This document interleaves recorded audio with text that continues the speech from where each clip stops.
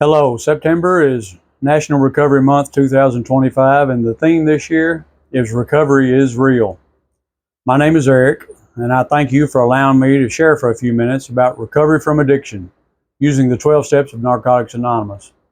And as I begin, my greatest hope is that I am just honest and that I don't try to say things just so you will like me and that I don't act like I've got all the answers. All I want to do is share about turning my life around after years of drug and alcohol addiction and recovering from the traumas of incarceration. You see, if you're viewing this from inside a prison, I have been right where you are. I lived inside Luther Luckett Correctional Complex in LaGrange, Kentucky, and a couple of other facilities for almost 13 years straight. So first, please know that I don't think I'm smarter or better than anyone watching this right now, and I also don't claim to know a lot of unknown secrets about life. I do claim to know how to recover from self-destruction from all types of bad habits by working the 12 steps and completing a few treatment programs available to anyone today. I haven't had a drink of alcohol in almost 14 years, haven't smoked a cigarette or vaped, so no nicotine for over 13 years. I gave up all the drugs over 12 years ago, and I've also given up gambling and a list of other bad habits, which is pretty amazing because I'm embarrassed to admit something right now. Many people once said that there was no hope for me, that I was a lost cause, and that I would die because of my addictions. I struggled for over 20 years with severe drug and alcohol abuse and the mental health issues they may cause. As some would say, I was also bipolar, although I just thought I had more energy than other people, and maybe it was just the chemicals that were taking their toll on me. But it all began with a 15-year-old boy who made the mistake of experimenting with every kind of hardcore drug. Because you see, I was taught how to party by one of the best, my own dad. My father was the coolest and pretty wild. Everyone loved him. He was covered in tattoos. He built and rode Harleys, and it was with many of his friends that I first learned about the drugs. It started with me putting them up my nose until that damage was done, which led to me smoking or eating them. And finally, after a few years, I would inject them into my veins because everything else always stops working. I would go through multiple 30-day stays inside treatment centers, and I attended 12-step meetings for years. I was involuntarily committed numerous times into psychiatric wards and hospitals from overdoses. I tried therapy and doctors with their medications. I would go in and out of different churches for years looking for answers, and I spent some time in county jails in 4 different states before I ended up in prison. So I had every chance in the world to get better, but I just could not seem to understand how. It was always the same. I'd straighten up for a long while, and then, usually when things were good for some reason, I'd go off the deep end again and lose it all. In January of 2008, I crashed a cargo van into a roadblock while on my way to a casino. So intoxicated, I could barely see. I injured a Kentucky State Trooper by breaking his leg and nearly killing him and another officer. I should never have been driving that night, but I honestly did not intend to hurt anyone. At trial, my luck and second chances finally ran out as I received a 34-year sentence, serving 15 years at 85% for first-degree assault on a police officer with a vehicle. The next 12 years, 8 months, and 21 days of my life I spent in prison. The first 5 years were terrible, and I didn't think I could ever have any kind of life again, so I pretty much gave up. I was completely broken, and I was devastated, mentally, physically, and spiritually. The drugs had nearly destroyed me. I was sometimes delusional and often paranoid, and even I questioned my sanity. I was told how badly I'd affected my health. I was obviously burnt out and pretty sure I'd caused brain damage. I discovered I had hepatitis C, so they tested my liver and said I had 4th stage fibrosis that may kill me, and I had thyroid disease along with lung damage with COPD. Even more painfully, I pray you don't understand what I mean as I say I lost everything when I went to prison. I lost my children, my family, my friends, my home, my career, everything I'd ever bought, owned, or cared about at all. everything gone. And for a very long time, everyone in my life gave up on me. And the trauma of losing everything often made me wish I could just die. Then one day, I began to realize some things. After all the stuff I've been through in my life that should have killed me, they didn't. And, probably like some of you watching, it's a miracle I'm even still alive. I could plainly understand some things about an addict that lives through a life of self-destruction. We are some of the strongest, most resourceful, determined, and never give up people on this planet, which is how we've all made it as long as we have. So, maybe, since I was still alive, it had to be for some good reason. And maybe I could find recovery if I really did try. So, just like everyone else can and should, I started to think about how I wanted the rest of my life to be. If I didn't want to just live miserably until I die, then am I willing to try something different? Could I possibly have any kind of life after all the terrible mistakes I'd made? Can I accept that some of the answers I think I know about myself and about life just might be wrong? If anyone answers yes to any of these questions, then there is hope.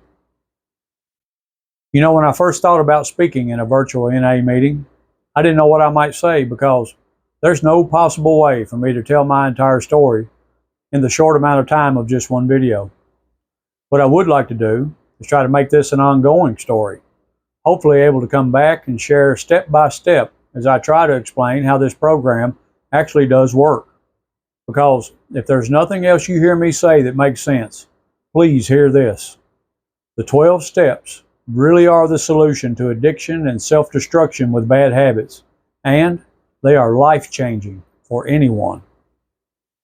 You see, I finally realized that I'd tried everything else in the world to give up all my bad habits and change my life, except the one thing that every treatment center specialist will say is the only solution, the 12 steps. That's why all treatment centers will say keep going to meetings. So hopefully we'll get a sponsor and work the steps. There are somewhere between 600 and 700 questions in the 12-step working guide of Narcotics Anonymous, and just about every answer I ever wondered about for my life, I found by answering these questions. It's suggested to work the steps with a sponsor, someone that has completed them and can offer experience and guidance to understand that recovery with the steps is a lifestyle, and it's probably the hardest thing I've ever attempted in my life. It's kind of like a college course, except it's about how to change our lives for the better, and it took me almost 4 years to complete them. I kept up with everything, all my answers, my writings, and things I'd discovered about myself and addiction, as every step brought me healing I didn't even know existed.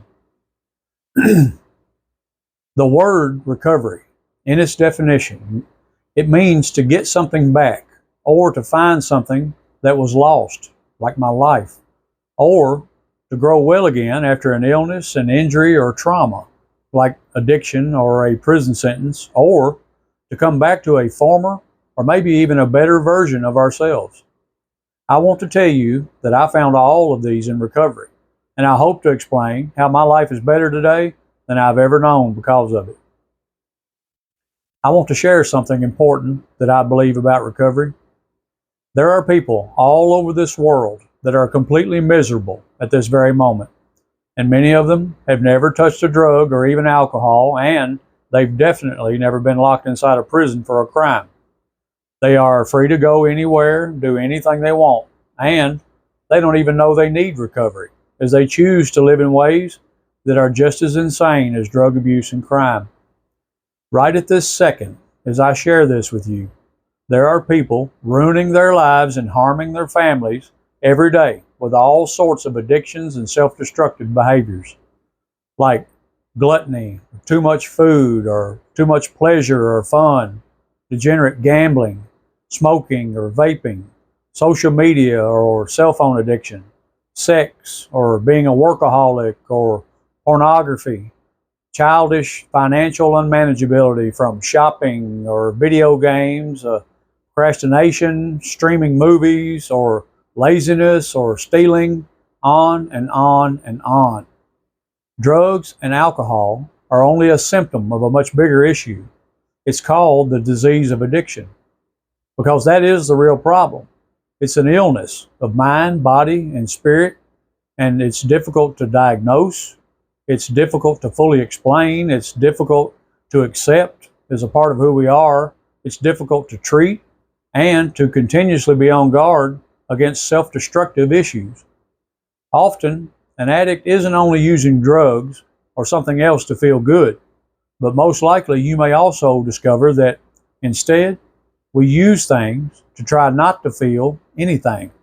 Not pain, not regret, not resentments, not fear, not anger, not sadness, nothing.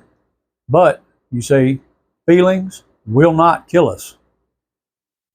The 12th step says, having had a spiritual awakening as a result of these steps, we try to carry this message to addicts and to practice these principles in all our affairs.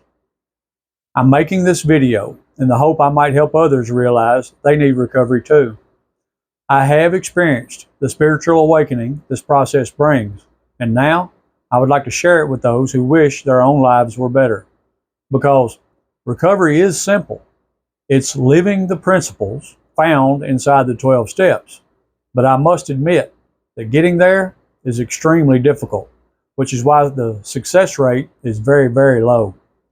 The difficulty lies in the hard work and answering all these hard questions about ourselves and facing all the painful issues of our lives, in the total overhaul of habits, our thinking and behaviors, and the learning it takes to finally change us into the person we've always been able to be. For anyone that identifies as an addict, or for anyone that can clearly see they have things in their lives they wish were different, it's pretty unlikely anything gets better unless we do the work necessary for change.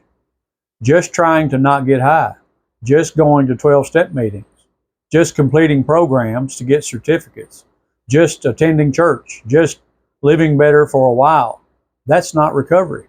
Recovery is about the work, and the answers for success are found in the principles of the 12 steps. Before I finish, I want to share something else with you. I mentioned before about losing everything, especially my children. For anyone watching this that has children, you may understand the pain of this kind of loss. And I want to tell you that it's always possible for things to get better for anyone that decides to find recovery. Because of my addictions, that car wreck and prison, it would be 17 and a half years before I saw or spoke to one of my children again. I lost my son when he was 12 and my daughter before she was 8 years old. As the years went by, the sadness, the regrets, the depression, the guilt and shame, it all nearly killed me.